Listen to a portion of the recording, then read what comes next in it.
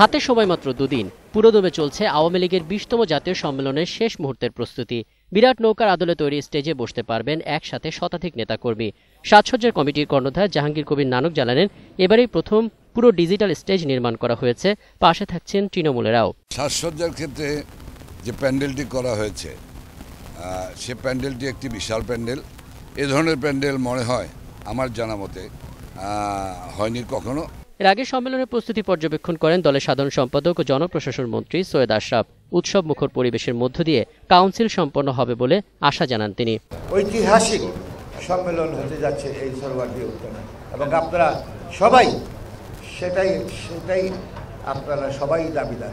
দুপুরে অভ্যর্থনা কমিটি পর্যবেক্ষণ শেষে স্বাস্থ্যমন্ত্রী মোহাম্মদ নাসিম বলেন, বিদেশি প্রতিনিধিদের নিরাপত্তা এবং আপ্যায়নের বিষয়ে নেতাকর্মীরা নজর রাখবেন। আমরা কয়েকটা টিম করেছি যারা সার্বক্ষণিকভাবে আমাদের বিদেশি অতিথিদেরকে সান্নিধ্য দেবেন এবং বিভিন্নভাবে তাদেরকে বিভিন্ন দর্শনীয় স্থানে পরিদর্শনের জন্য তাদেরকে নিয়ে যাবেন। পাকিস্তানের কোনো প্রতিনিধিকে সম্মেলনে আমন্ত্রণ জানানো হয়নি বলেও জানান স্বাস্থ্যমন্ত্রী মোহাম্মদ নাসিম। রাকিব হাসান রোমান, 21 টেলিভিশন, ঢাকা।